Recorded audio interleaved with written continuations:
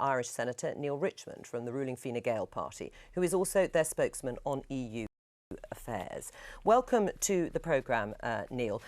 Just before I come to you, Kate Hoey, there's been no detail from the UK on how the Northern Irish border could work. The Irish government wants certainty. What's wrong with that? Well, I think the Irish government could play a greater part in actually getting that certainty, because there is actually no real reason why, with goodwill and political will, that we can't work out a situation where certainly there's no problem with people moving. We've had a common travel area since 1921. There is no problem with that. With trade, there are all sorts of technological, electronic reasons, ways of doing it. And of course, the Republic of Ireland is going to be actually even worse off if they veto this and we end up with a no deal, because they're going to suffer even more. So I think what the Republic of Ireland should be doing is actually being positive, working with us, and not trying to play this sort of idea that, you know, they're going to be stopping things happening because they don't like the fact that people have left. But the bottom line to me is very clear. There's no way Northern Ireland will be treated differently from the rest of the United Kingdom. Do you accept that, Neale Richmond, that point, that Northern Ireland will not be treated separately? So says the government. Kate Hoey has repeated it, although she's not part, obviously, of the government, that Northern Ireland is not going to stay in any separate customs union. Absolutely, I reject the fact that Kate has assumed that the Irish government is trying to be negative in this process. We set out at the very start of the negotiations, as agreed by both the European Commission and the UK government, that we needed to handle and get significant progress on 3 clear issues before moving on to phase 2. We already missed the deadline back in October. The Irish government has, through its European partners, put out a series of possible solutions. We would ideally love, of course, for the UK to stay within the European Union, the single market, the customs union, but I appreciate that's not realistic. But a new EU-UK customs agreement would make sure that Northern Ireland isn't treated any different to the rest of the UK, and that the Irish border can remain as it is, which is an invisible and non-existent border. And anything that brings back any sort of technological solutions, I don't believe that are any that are valid, will be a return and a step backwards to a dark, dark place in our history. Right. Why do you say that will be a return to a dark place, threatening the peace process, if there were to be technological solutions for those customs checks across the border? Because as both An Garda Síochána and the police service in Northern Ireland have stated, that as soon as you put any sort of, you know, technological tracker or a roving, a customs check or anything like that along the Irish border, they will become a target for a very real dissident paramilitary threat, both from the loyalist and nationalist communities. We don't want that to go back. We've gone from a situation where there was just 20 border crossings on our border of just over 300 miles to now where we've over 270. It's a great place to be in. We've come a long way. We want to maintain that, and the Irish government are the UK's best friend when it comes to European talks, and we really want to get this resolved. We really need to move on to phase 2 as soon as possible, but we have to stand up for the rights of all Europeans and all Irish people in these negotiations. Right. Well, he describes Ireland as Britain's best friend and says there has been a positive response. Are you really prepared to risk the peace process or any sort of infrastructure along that border for keeping Northern Ireland separate, when Neale Richmond says there is a solution in terms of some sort of customs arrangement? Well, there's a lot of smuggling goes on at the moment, and we don't have any border of any kind at all. There's all sorts of criminal activity goes on at the border. So, you know, the idea that somehow, because you've got electronic tracing of lorries going forward and back, and particularly those people who trade every day, the farmers who send their milk back and forward over the border, there is absolutely no reason why they can't be given the special status which happens in other parts of the world where there are borders, because they're going back and forward. But I really find it quite, and I think people in Northern Ireland generally, whether they voted Remain or Leave, will find it quite wrong and quite, actually, I think quite almost I can hardly think of the word because it makes me very annoyed that somehow the idea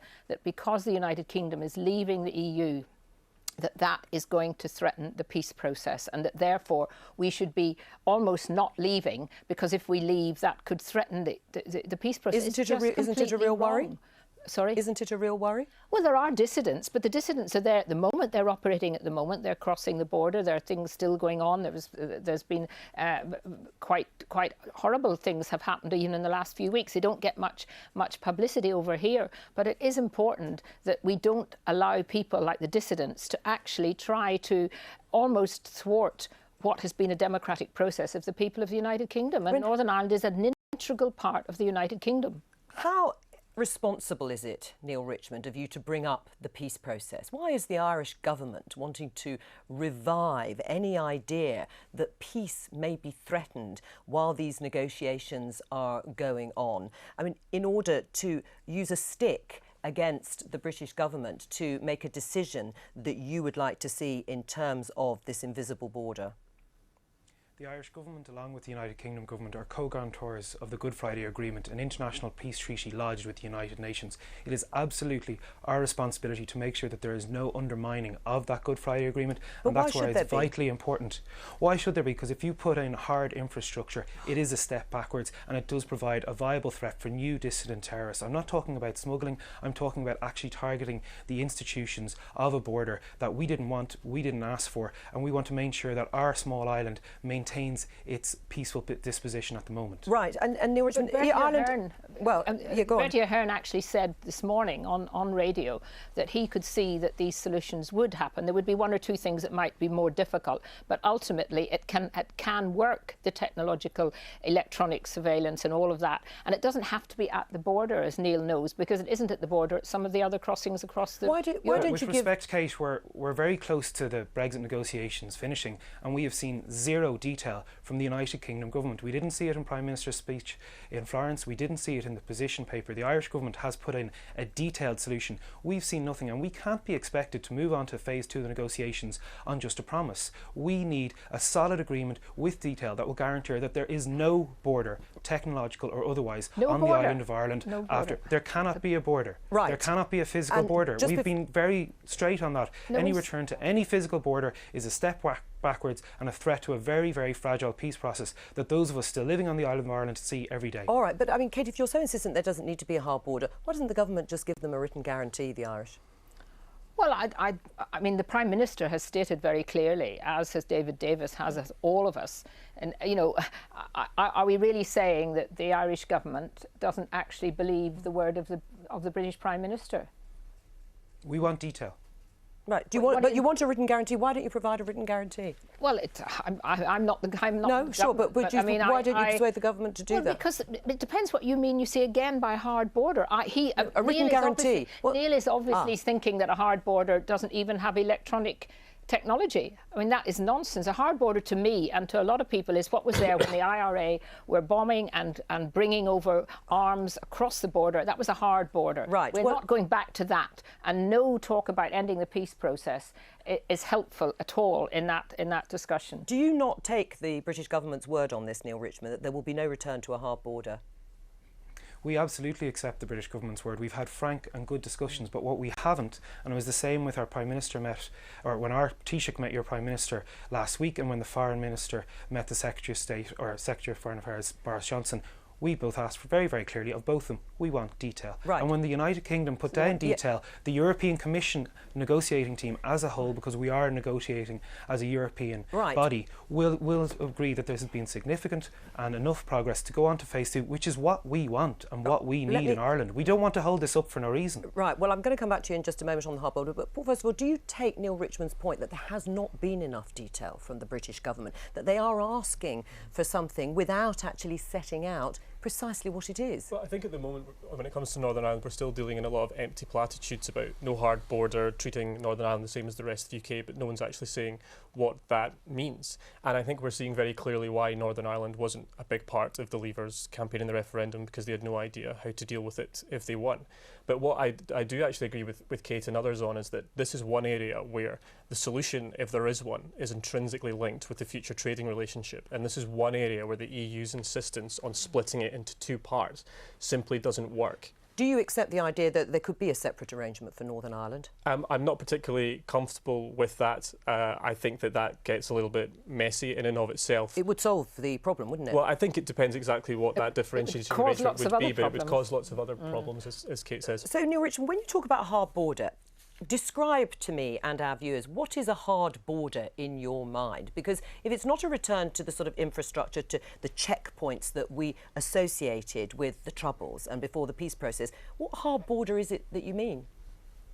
Any change to the material border that we have at the moment is a Right. return to a hard border, be it roving customs checks, be it online infrastructure, all these things that Kate and others have suggested, but we've seen no detailed proposals. The United Kingdom government haven't given us proposals, and I reject the suggestion that this is the EU that split up the process. This was an agreement between the United Kingdom and European negotiating teams that we deal with three key issues: citizens' rights, the bill, and the situation in the island of Ireland. This was agreed by both sides. We're sticking to the agreement and the negotiating timetable. The UK government's serious about this. They'll give us some detail. Right. Well, Kate, is it helpful to say Ireland will pay for a border if it comes to no deal? Oh, well, yeah, I mean, we are not going to be putting up a border. So if they wish to have a border, they'll have to pay for it. Right. What do you Kate, say? you chose to leave the European Union. It's your decision. Well, yeah, but we're an independent country, Neale. You might not recognise that. Our people have made a decision in the United Kingdom, but you didn't lay which out what the includes Northern result of your Ireland, that we're decision would leaving, be. and we're leaving the customs union, and we're leaving the single market. We have to find a You solution said you'd to leave the the European Union. the Republic of You haven't Ireland. laid out don't what a talk over each post-Brexit other. vista looks like. Right. I mean, Neale, Richmond, will Ireland use its veto?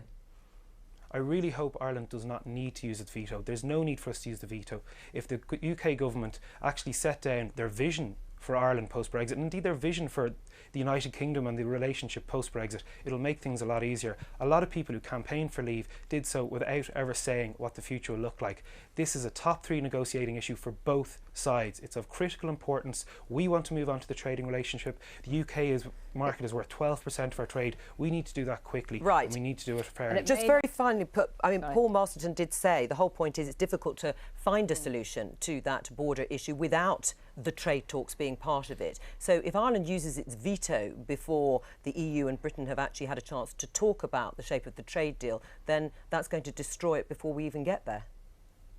We have zero interest in using our veto. Well, the veto for us Simon guarantees a hard Brexit, which is an absolute disaster for us. However, we must put it quite clear that the situation on the island of Ireland is of utmost importance. We need to resolve that, and when we get a clear idea, we're not looking for a final solution in the next week or 10 days. We're looking for significant progress that allows us to do what we want to do.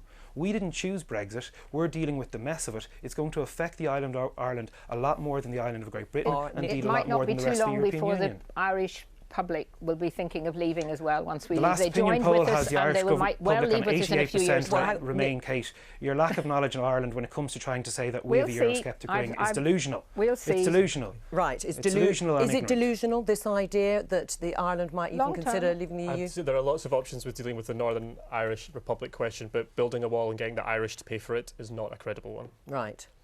We'll leave it Who's there. suggesting we build a wall? Well, you were saying they should pay for a border. Because they're the only ones talking about a border. We don't want a border there because we can handle it electronically without a border. On that, we're going to leave it. Neale Richmond, thank you very much for joining us.